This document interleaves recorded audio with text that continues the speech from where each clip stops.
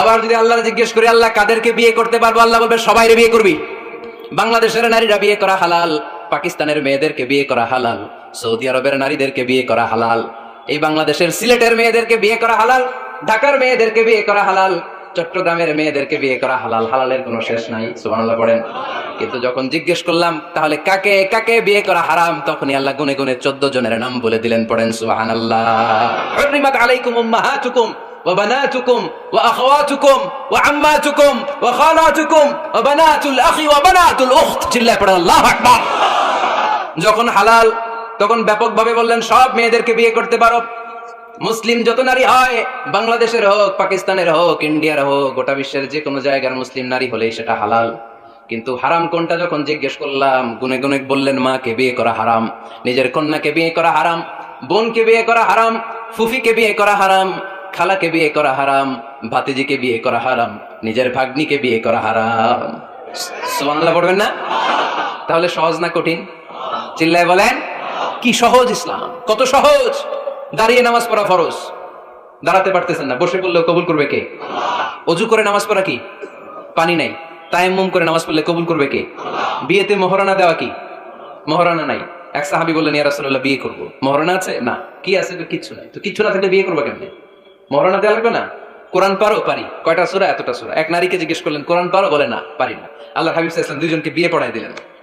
আর নারীকে বললেন মা তুমি কোরআন পারো না, কিন্তু তোমার স্বামী কোরআন পারে, তোমার স্বামী টাকা দিয়ে পয়সা দিয়ে তোমাকে মহরানা দিবে, সামর্থ্য তার নাই, সে প্রতিদিন তোমার একটু একটু করে কোরআন শিখায় দিবে, এটাই মা তোর বিয়ের মোহর। সহজ না কঠিন? আর কোনদিন ইসলামকে কঠিন বলবেন? কেউ কঠিন বললে ওটা শুনবেন?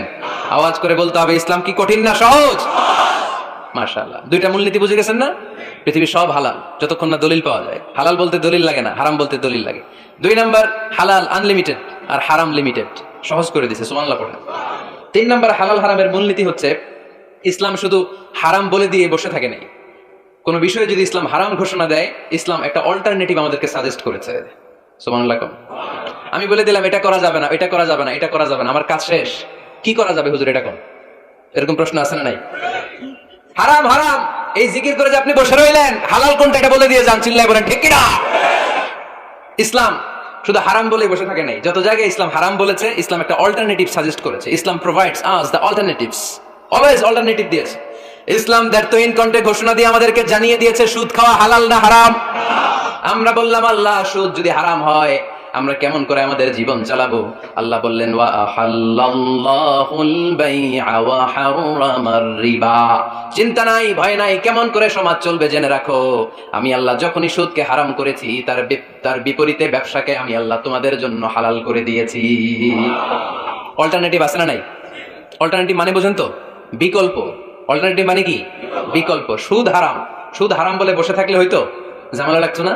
সুদকে হারাম করে দিয়ে অল্টারনেটিভ আল্লাহ আমাদের জন্য ব্যবসাকে হালাল করে দিয়েছেন, পড়েন সুবহানাল্লাহ। ইসলাম বলেছে ওয়ালা তাকরাবুজ জিনা, খবরদার বিবাহ বহির্ভূত গার্লফ্রেন্ড বয়ফ্রেন্ড বলেন, পরকীয়া বলেন, কোন ধরনের শারীরিক সম্পর্ক জায়েজ নাই, এটা হারাম। জিনার কাছেও যেও না। এখন আমরা বললাম আল্লাহ জিনার কাছেও যদি না যায় তাহলে যৌন চাহিদা মিটাবো কি করে? আল্লাহ বললেন জিনাকে হারাম করেছি, অল্টারনেটিভ বিয়ের জায়েজ করে দিয়েছি। আন-নিকাহ মিন সুন্নতি ফামান রাগিবা আন সুন্নতি ফালাইসা মিন্নি। বিয়ে আমার সুন্নাহ, যে আমার সুন্নাতের ভালোবাসে না সে আমার উম্মত হতে পারে না। এজন্য যুবক ভাইরা বিয়ে করবা, কি করবা? বিয়ের চেয়ে কোনো ভালো কাজ পৃথিবীতে হতে পারে? আমরা গার্লফ্রেন্ড বয়ফ্রেন্ড মানি না। আছে নাকি এদিকে কারো? আছে? আছে না? না, এই যে কত বড় সাহস, হাত তোলা আবার 2-1টা। এগুলার পুরা দেহটাই কলিজা। আমার সামনে বসে হাত তুলতেছে, আমার আছে, দেখছেন? পুরোটাই কলিজা এগুলো। না, এই জিএফ বিএফ এগুলোর সাথে আমরা নাই। আমরা বিয়ে করব, বিয়ে করলে বরকত দেয় কে? ছেলের বাপ মেয়ের বাপ সহজ করে দেন, সহজ করে দিবেন। কালিয়ারা না? কালিয়ারার ছেলের বাপ মেয়ের বাপ যারা আছেন সহজ করে দেন। ছেলে যদি মেয়েকে পছন্দ করে, মেয়ে যদি ছেলেকে পছন্দ করে, ছেলে যদি নামাজি হয়, কর্মঠ হয়, মেয়ে যদি ভদ্র হয়, বাদ সাধবেন না, বিয়ে দিয়ে দেন। কারণ বিয়ের চেয়ে ভালো কাজ আর হতে পারে না। যে পোলাপেনের গলার আওয়াজ বেড়ে গেছে এখন, মা খুশি। এখন আজারি হুজুর জিন্দাবাদ। এখন আর আমার বিরোধী কেউ নাই এই জায়গায়, সবাই হাত করে ফেলছি আমি, আগেও নাই। মাশাআল্লাহ।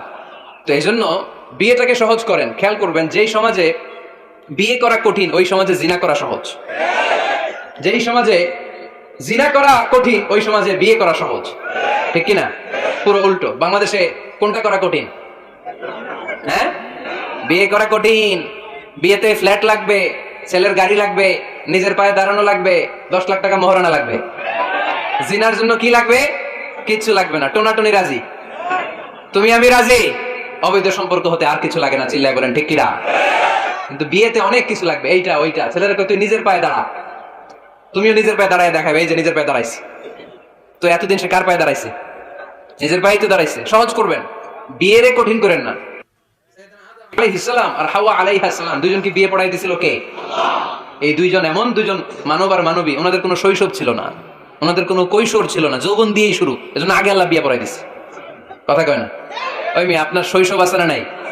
কৈশোর, আদম আলাইহিস সালামের শৈশব কৈশোর, হাওয়া আলাইহিস সালামের শৈশব কৈশোর। জীবন শুরু করছে কি দিয়া? যৌবন দিয়ে। বিয়ের দরকার আছে না নাই? এজন্য আল্লাহ জান্নাতে বিয়ে পড়াই দিলেন। বিয়ের সম্পর্কটা জান্নাতি সম্পর্ক, বিয়ের ভালোবাসাটা জান্নাতি ভালোবাসা। এর চাইতে পবিত্র ভালোবাসা দুনিয়ায় হতে পারে? তাহলে ইসলাম কোন জিনিসকে হারাম ঘোষণা দিয়ে মুখে কুলু পেটে বসে থাকে নাই, অল্টারনেটিভ সাজেস্ট করেছে। সুদ খাওয়া হারাম, অল্টারনেটিভ ইসলাম আমাদেরকে বলে দিল ব্যবসা হালাল।